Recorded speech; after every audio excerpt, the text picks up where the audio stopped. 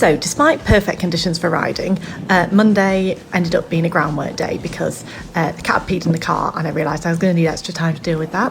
So I worked on lunging her on 2 lines. I like doing it this way with them looped in so I can change the rein like so and move quite quickly between one rein and the other. She wasn't so good on that rein, so I employed the side reins just to help give her a bit of support. They're not tight, but just to encourage her not to be an enormous giraffe. Then we did a bit of our TRT work, so moving the hind quarters around in both directions, and then the one we struggle with a little bit more, moving the front end of the horse. But that is a very fast version. Tuesday schooling. We're kick-starting with a little bit of the TRT. I'm going to try and do 10 minutes of that every time I ride. Seems like a good way to start a session. Then we worked on some nice stretchy walk, and she was quite giving actually today. She liked stretchy walk. Then I set myself a couple of tasks for any given schooling session.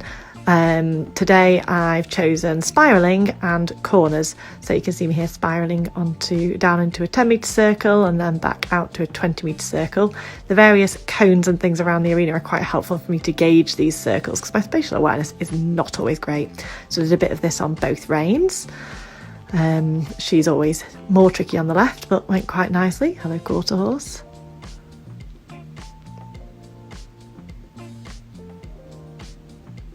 Then we did corners, really pushing it deep into the corner. So just squeezing my inside leg on to really ride deeply into the corners and then integrating a little bit of trotting in and out of those.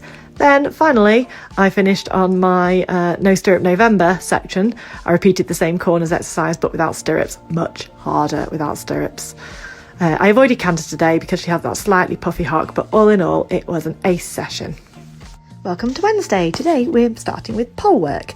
I've made this nice little arrowhead formation and we are riding in at walk, trotting out and then eventually trotting all the way around and controlling that shoulder nicely. We also use this as a straightness exercise to get her going nice and straight. She did start to rush, so I ended up trotting in, bringing her back to walk and making her walk over the formation, but it was a great little training tool. Then we moved on to lateral work, and you can see here I'm using one of my little favourites that my teacher Fran taught me, zigzags, really shallow and just focusing on keeping that inside hind underneath. This has really helped with my general straightness work. I'm mainly doing things at walk, and when I do advance her to trot, I keep it super shallow and I don't try and zigzag, I just do one way like so. She definitely finds that more difficult, as do I. Then we do a little bit of shoulder in, did this on both reins, again predominantly at walk, though we do a little bit in trot, I don't ask too much.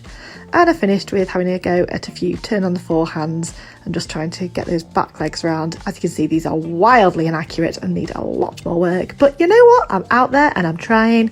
And considering all I wanted to do today was either hack or sit and watch telly, I actually ended up having a really productive session. So really not a cat in hell's chance I was going to get a ride in today. So today she just got a mini pamper. She's got her equissage on and I'm giving her a slinky little hot oil all over her body. I love this just for degreasing her coat.